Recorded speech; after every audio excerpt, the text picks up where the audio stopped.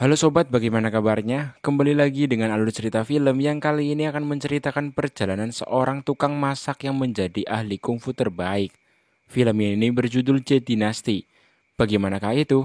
Langsung saja kita masuk ke full ceritanya.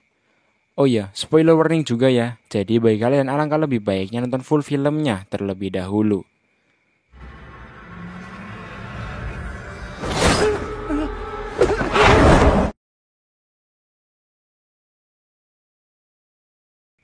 Pemuda ini bernama Zhang Xiaofan, pemuda polos tukang masak.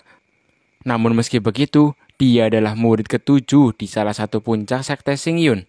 Sementara ini adalah Tian Ling anak dari guru puncak Dazu. Karena bela diri dan tenaga dalam yang lemah, ngebuat Zhang Xiaofan menjadi yang terendah dari 6 kakak seperguruannya. Terlihat saat Xiaofan ngebawa makanan, senior seperguruannya malah berebutan makanan yang dia bawa. Namun dengan hebatnya mereka semua mampu menghentikan makanan yang melayang dengan tenaga dalamnya. Sementara Xiaofan sendiri cuma bisa melongo melihatnya. Tak lama kemudian istri guru puncak Dasu datang dan langsung memberi mereka yang berebutan makanan pelajaran. Dia bernama Suru. Saat itulah Buyi guru puncak Dasu datang yang ngebuat mereka semua berhenti bertarung. Setelahnya mereka semua makan. Dikarenakan lauknya tadi tumpah karena rebutan, jadi mereka semua cuma memakan nasi putih aja. Tak disangka Buyi malah ngeluarin ayam panggangnya yang kemudian ngebuat semua muridnya bengong melihatnya. Tak lepas juga Ling anaknya. Setelah itu Buyi ingin mengetes tenaga dalam Xiaofan, yang katanya ada peningkatan. Saat itulah Ling dan semua murid puncak Dasu lain saling menyalurkan tenaga dalam mereka untuk ngebantu Xiaofan. Namun Buyi sadar kalau Xiaofan tidaklah mungkin bisa sekuat ini. Jadi kemudian mereka semua terpental karena saling terhubung.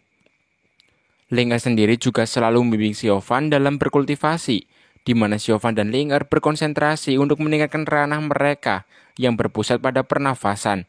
Xiaofannya lagi fokus, tiba-tiba batu yang ada di kalungnya menyala-nyala dan ngebuatnya gagal lagi dalam berkultivasi. Oh iya, BTW Xiaofan masih di ranah tingkat 1 ya. Ling bingung mengapa Xiaofan tidak dapat fokus setiap latihan, padahal dia sudah 10 tahun tinggal di puncak Dazu ini. Xiaofan baru ingat kalau hari ini bertepatan dengan meninggalnya kedua orang tuanya, yang kemudian bersama Ling dia pergi secara diam-diam ke desanya, karena jika ketahuan yang lain mereka bisa dihukum. Setelah sampai Xiaofan menceritakan 10 tahun lalu dia dan sahabatnya Jingyu baru selesai memotong kayu dan beranjak untuk pulang. Namun mereka dikagetkan dengan penampakan desanya yang diselimuti oleh petir. Tak lama mereka berpapasan dengan dua orang yang sedang bertarung sengit. Karena efek dua tenaga dalam dari dua orang tadi ngebuat Xiaofan dan Jingyu pingsan tidak sadarkan diri. Malam harinya Xiaofan tersadar yang ternyata dua orang tadi masih bertarung. Yang satu ini bernama Biksu Puzi, seorang yang menganut aliran Buddhism dari kuil Tianjin. Sementara yang bertopeng ini orang dari sekte iblis. Xiaofan yang dilihat oleh orang sekte iblis itu kemudian ditangkap untuk dimasukkan ke labang beracun. Yang saat diselamatkan Puzi, kelelabang beracun itu menjalar ke tangan dan menggigitnya. Puzi dengan sigap langsung menotok tubuhnya supaya racun kelelabang itu tidak menyebar. Pertarungan mereka berlanjut dengan menggunakan kekuatan terkuat mereka masing-masing yang sangat epik tentunya.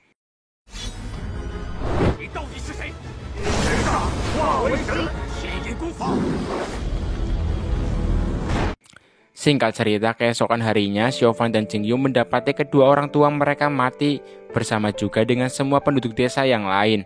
Tak lama kemudian, guru Buyi dan murid-murid puncak Dazu datang untuk mengecek kondisi desa yang telah mati tersebut. Melihat ada orang-orang sekte Xingyun, Jingyu langsung meminta diajak untuk belajar kungfu, supaya bisa membalaskan dendam kematian keluarganya. Sementara Xiaofan diam saja, yang kemudian Ling yang masih kecil menjabat tangan Xiaofan dan mengajaknya untuk ke puncak Dazu dan dirinya akan menjadi kakaknya. Xiaofan diangkat jadi murid puncak Dazu, sementara Jingyu menjadi murid puncak Longshou, diasuh oleh guru yang bernama Chang Song. 10 tahun telah berlalu, sekte Xingyun masih belum menemukan pelaku pembunuhan itu. Xiaofan juga bersujud di hadapan tiang tanda kedua orang tuanya yang telah tiada.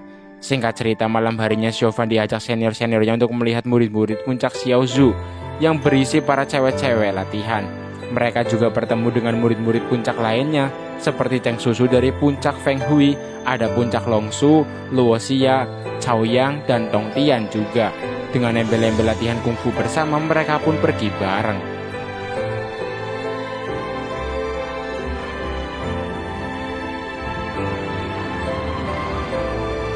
Yang mana kemudian nampaklah murid-murid puncak Xiaozu yang sedang latihan. Namun tiba-tiba Xiaofan terlempar keluar dari semak-semak karena berdesak-desakan. Bukannya menolong yang lain, malah pada kabur semua. Xiaofan langsung dikepung cewek-cewek puncak Xiaozu.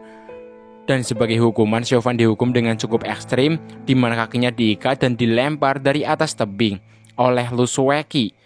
Yang mana bukannya mengatakan tujuannya mengintip dengan yang lain, Xiaofan justru menawarkan diri untuk memasak makanan buat Lu Sueki.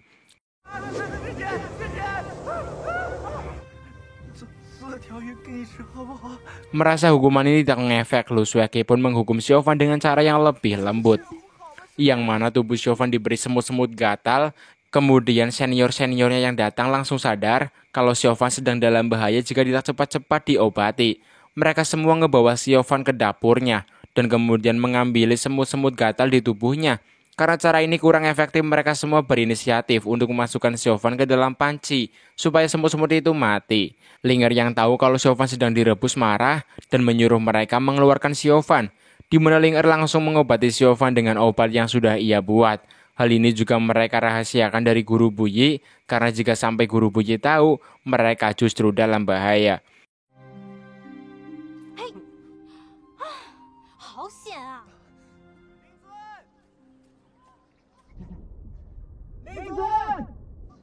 Setelahnya Xiaofan memanggil-manggil Ling Sun di danau yang kemudian keluarlah naga raksasa yang langsung memakan makanan yang Xiaofan bawa.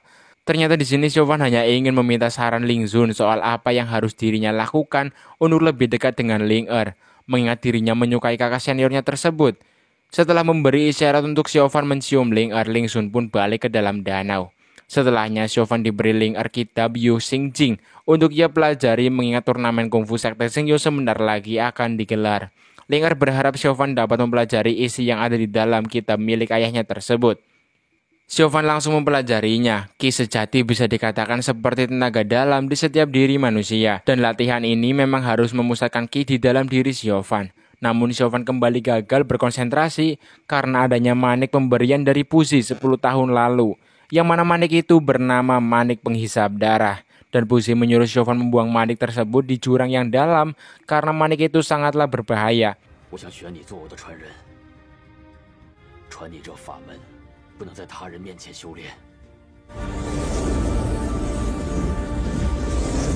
Saat Xiaofan berniat membuang maniknya, ia dihalangi monyet yang terus mengganggunya, yang pada akhirnya dia pun berlari menghindari si monyet, namun si monyet terus mengejarnya.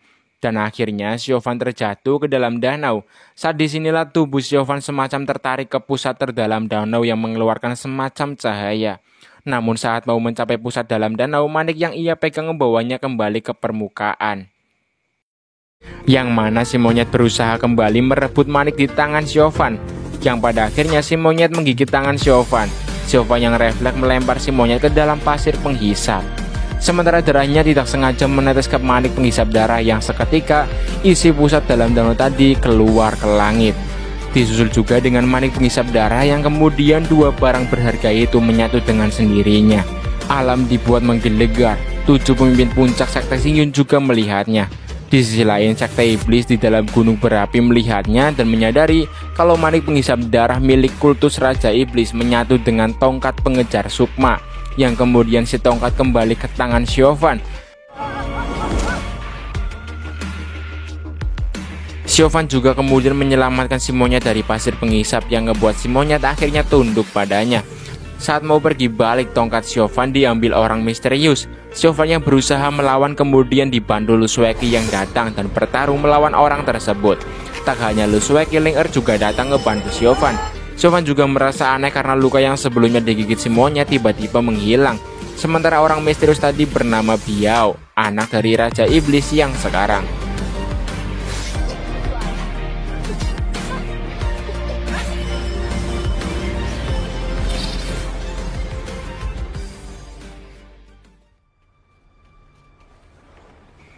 Malam harinya Biao kembali ke tempat Xiaofan untuk mengambil tongkat manik api. Namun entah mengapa ia selalu gagal karena sepertinya tongkat manik api yang tidak mau pergi dari Xiaofan.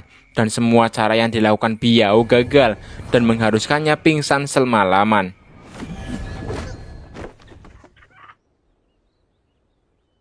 Saat bangun, Xiaofan kaget karena ada wanita di sampingnya. Biao awalnya bersandiwara kalau Xiaofan harus bertanggung jawab padanya yang sudah berbuat ehem-ehem tadi malam. Padahal mah kagak ya. Yang mana Biao meminta imbalan tongkat manik api Xiaofan. Namun tetap saja pada akhirnya Biao terpental dan kemudian pergi. Xiaofan menanyakan kepada tongkatnya perihal keanehan ini. Dan si tongkat ngangguk-ngangguk semacam tahu semua yang Xiaofan maksud. Setelahnya Guru Buyi memberitahukan kalau semua muridnya yang berjumlah 7 ikut dalam turnamen kungfu, termasuk Xiaofan yang merupakan murid ke-7. Saat Buyi mengetes kungfu Xiaofan, tiba-tiba Jingyu datang dan berspekulasi kalau Xiaofan selama ini diperlakukan bukan menjadi murid, melainkan seperti pembantu.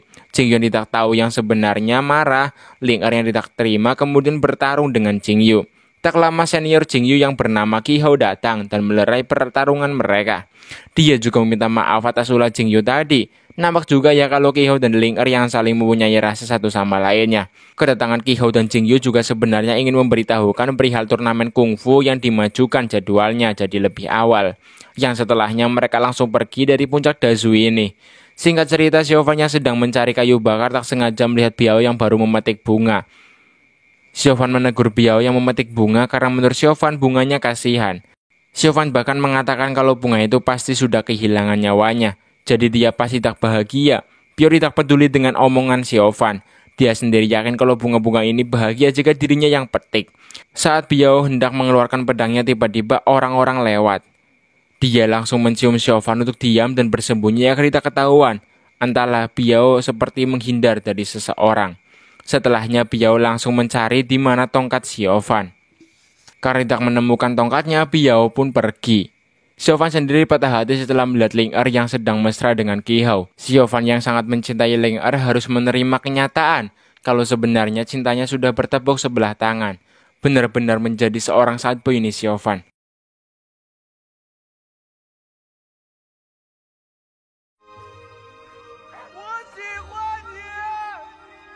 Saat itulah tiba-tiba Biao kembali bertemu dengan Xiaofan yang sama dikejar oleh orang-orang sekte iblis. Mereka bersembunyi di tempat yang sama di dalam goa. Xiaofan juga menceritakan kisah cintanya yang ternyata tidak terbalas kepada Biao. Biao yang masih berambisi mendapatkan tongkat manik api tetap gagal juga. Setelahnya mereka memegang kelinci hasil buruan dengan sedikit bumbu Xiaofan yang biasa masak. Kelinci itu sangatlah lezat saat masuk ke dalam mulut.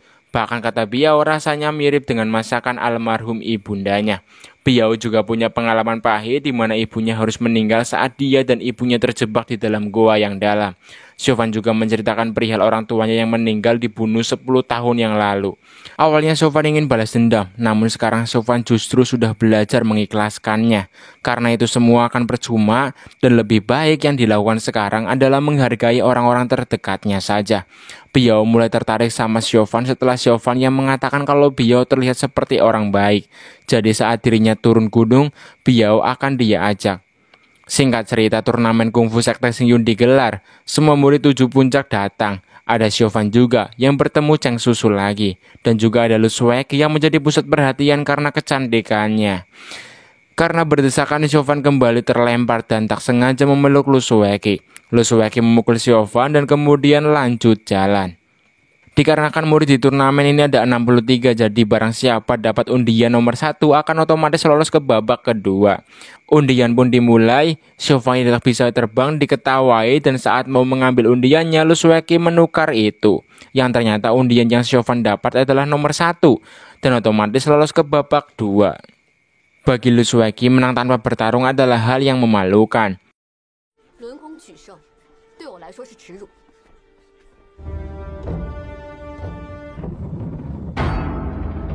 Pertarungan terpusat di tengah pasir, di mana yang terjatuh ke tanah atau menyerah dianggap kalah. Tempat pertarungan juga dibagi menjadi beberapa arena. Xiaofan cemburu karena Ling Er yang lebih memilih melihat Qihou bertanding dibandingkan ikut dengannya. Yang mana Xiaofan diajak Cheng Susu ke arena pertarungan Lu Sueki. Berbagai puncak bertanding di arena yang berbeda dari puncak Dasu sendiri, hanya beberapa saja yang lolos ke babak berikutnya.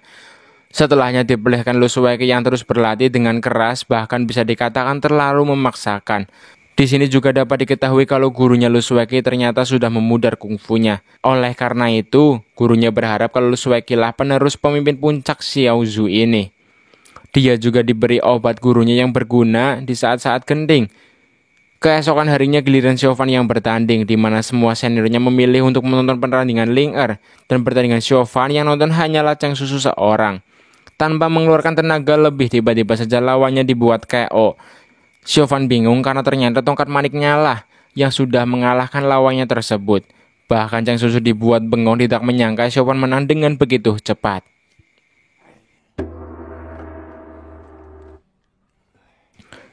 Saat di meja makan, Bu Yi kesal karena selain Ling Er anaknya, tidak ada murid-muridnya yang lolos ke babak berikutnya. Namun hal itu kemudian dipandang Xiaofan karena dirinya lolos. Hal itu ngebuat Bu Yi senang mengingat berarti ada dua muridnya yang lolos, yakni Ling Er anaknya dan juga Xiaofan. Apalagi setelah mendengar cerita Xiaofan yang menang dengan sangat konyol, ngebuat suasana jadi tidak tegang lagi. Di pertandingan berikutnya, Ling Er berhadapan dengan Lu Sueki. Xiaofan berhadapan dengan sahabatnya sendiri, Jing Yu. Jing Yu akan mengulur waktu dengan bertarung 2 ronde melawan Xiaofan, supaya Xiaofan tidak begitu malu saat kalah. Xiaofan pun senang mendengarnya karena dia juga pesimis bisa menang. Di pertarungan lain, Ling Er nampak seimbang melawan Lu Sueki. Sementara itu, Jing Yu dibuat kewalahan karena Xiaofan yang dibantu oleh tongkat maniknya. Jing Yu yang kesal tidak jadi mengulur waktu dan pertarungan semakin serius. Namun tetap saja Jing Yu benar-benar dihajar habis-habisan sama tongkat manik Xiaofan.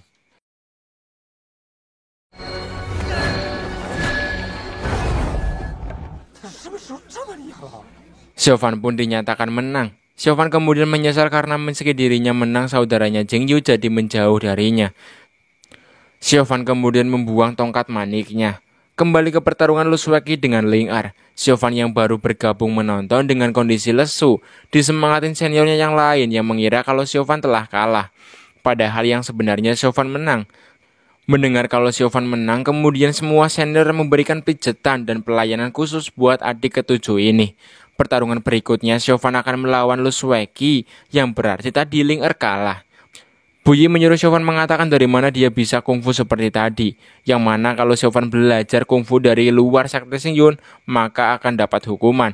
Namun Xiaofan justru menyuruh Bu Yi untuk menghukumnya, yang mana Ling Er langsung angkat bicara kalau ini semua salahnya. Pada akhirnya suruh menenangkan Bu Yi yang sudah kelewatan, padahal dengan lolosnya Xiaofan ngebuat dia lebih dihargai oleh puncak-puncak yang lain. Malam harinya Xiaofan dibawa oleh si monyet untuk mengikutinya ke arah puncak Xiaozu, yang mana melihat Lu Sueki yang terkapar, Xiaofan langsung membantunya bangun. Xiaofan kemudian menyuapkan obat Lu Sueki yang sudah bercampur dengan air. Karena khawatir, Xiaofan menanyakan keadaan Lu Sueki apakah baik-baik saja. Mereka ngobrol kemudian. Xiaofan juga berpesan kepada Lu Sueki supaya lebih banyak tersenyum daripada marah-marah terus. Namun Lu Sueki bilang kalau hidupnya adalah milik gurunya dan puncak Xiaozu, yang kemudian tiba-tiba Lu Sueki menghilang.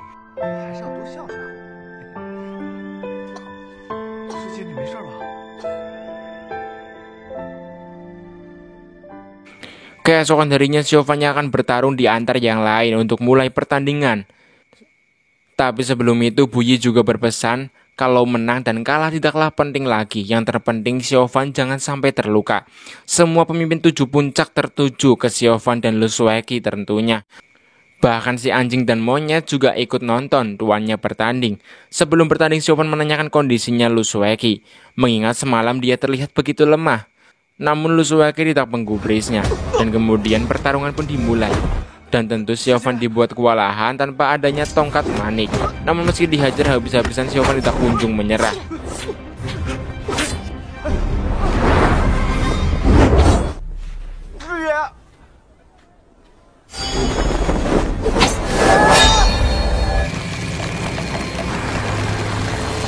Yang kemudian tongkat manik muncul dan menghalau serangan Lu Sueki. Bahkan semua luka Xiaofan dibuat sembuh seketika. Pertarungan beralih ke udara saat Xiaofan hampir menang karena tongkatnya hampir menyentuh Lu Sueki. Tiba-tiba Xiaofan membelokkan arah tongkatnya. Lu Sueki yang juga tidak mau Xiaofan tertusuk pedangnya hanya melempar Xiaofan. Semua orang yang menyaksikan dibuat terdiam seketika. Biao juga ternyata melihat pertarungan Siofan. Karena hal inilah Lu Sueki menang. Di tempat lain, orang-orang sekte Xingyun dikejutkan dengan serangan dari orang aliran iblis yang langsung ngebuat semua orang sekte Xingyun itu mati. Di tempat lain juga sama, semua orang-orang aliran iblis dengan mudahnya ngebandai orang-orang sekte Xingyun di berbagai puncak. Dan setelahnya muncullah kereta kencana yang tentunya ngebawa si Raja Iblis. Di sisi lain ternyata pemimpin sekte sudah curiga dengan Siofan dan tongkatnya, yang akhirnya setelah diteliti Siofan dianggap penyusup dari aliran iblis. Terlebih lagi Siofan yang memiliki tongkat manik punya kultus iblis. Guru Buyi juga terus-terusan ngebela Siofan karena selama ini Siofan tidak pernah turun gunung. Bagaimana bisa Siofan jadi bagian dari aliran iblis? Sementara untuk tongkat manik tidak ada satupun dari mereka yang bisa mengangkat tongkat manik, mengingat yang bisa mengendalikan tongkat tersebut hanyalah orang yang sudah menyatu darahnya, dan itu adalah Siofan. Melihat hal ini, beberapa sepakat untuk menghukum Siofan dengan cara membunuhnya. Namun Ling Er muncul dan ngebela Siofan karena Siofan tidak sepenuhnya dari aliran iblis. Disusul juga dengan murid-murid puncak Dazu lainnya.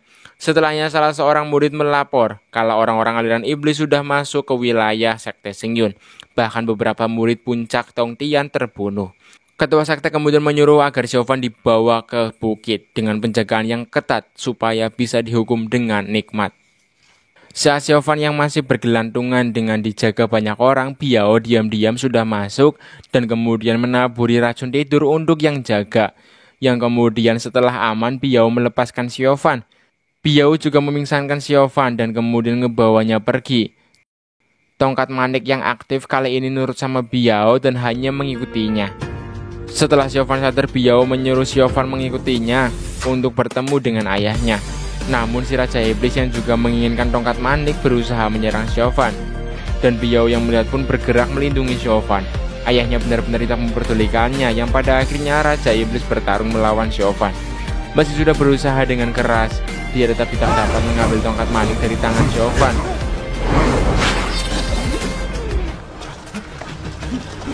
Yang kemudian orang sekte Xingyun datang. Dan kalian juga pasti tahu ya kan, pertarungan antara sekte Xingyun dan sekte iblis segera dimulai.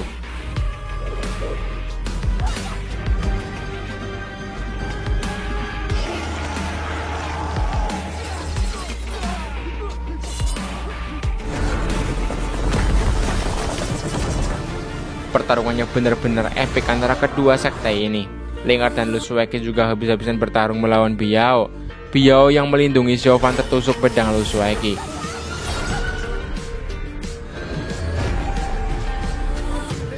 Melihat adanya teknik pedang petir ngebuat Siofan teringat masa kelam saat desanya diselimuti petir yang ngebuat orang tuanya meninggal. Yang ternyata itu adalah teknik dari sekte Xingyun. Hal itu ngebuat Siofan murka. Dia berada di tengah-tengah benturan antara dua kekuatan dahsyat dari pemimpin puncak sekte Xingyun dan juga Raja Iblis. Dua kekuatan yang masuk ke dalam tubuh dan tongkatnya ngebuat Siofan berubah menjadi lebih terengginas. Semua orang terpendal karena ledakan kekuatan Siofan yang sebenarnya. Karena sudah ada kungfu dari Puzi Kuil Tianyin dan dua tambahan dari sekte Xingyun dan Raja Iblis, sekarang ada 3 jenis kungfu di dalam diri Siofan. Sebelum pergi, Raja Iblis bersumpah cepat atau lambat Siofan juga akan menghancurkan sekte Xingyun. Siofan yang berubah menjadi mengerikan menanyakan perihal desanya yang telah dibantai salah satu dari mereka. Buyi juga menanyakan itu karena dia juga sudah curiga sama pemimpin-pemimpin puncak yang lain. Tidak ada yang menjawab dari mereka. Justru Siofan diserang secara bersamaan. Namun dengan mudahnya Siofan menjatuhkan mereka semua sekaligus. Saat hendak memukul Buyi yang ikut-ikutan, tiba-tiba Ling Er datang yang mengakibatkan Ling Er lah yang terkena pukulan Siofan. Siofan justru tertawa dan berat kembali menyerang. Beruntung saat Ling Er memanggil nama Siofan, dia berhenti. Dan mengingat masa-masa terindahnya bersama Ling Er, orang yang dulu sangat dia cintai. Meski pada akhirnya menyakiti, Ling Er tak sadarkan diri di pelukan Siofan. Lu Sueki sendiri disuruh gurunya untuk ngebunuh Sang Siofan yang dianggap sudah menjadi iblis.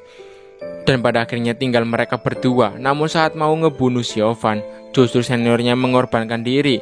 Sebelum mati dia memohon agar Siofan dibiarkan pergi. Dan lagi-lagi saat pedang mau menancap, Guru Buyi menghalangi dan menyuruh Siofan pergi. Ketiga kalinya Lu Sueki sendiri yang datang menyerang, akan tetapi Lu Sueki tidak menancapkan pedang di tubuh Siofan dan justru menyuruh Siofan buat pergi. Lusweki merelakan Siovan pergi setelah tongkat manik yang memberontak setelah terkena tetesan darah. Siovan pun pergi sambil membawa Biao ke tempat di mana tidak ada yang bisa menemukan mereka. Lusweki sebenarnya punya rasa sama Siovan, namun dia ikhlas merelakan Siovan pergi dengan Biao karena masa kelam Siovan yang sangat berat. Dia berharap setelah ini Siovan bisa hidup dengan bahagia dan damai. Film ditutup dengan senyuman manis pertama kali yang diperlihatkan Lusweki untuk merelakan kepergian Siovan.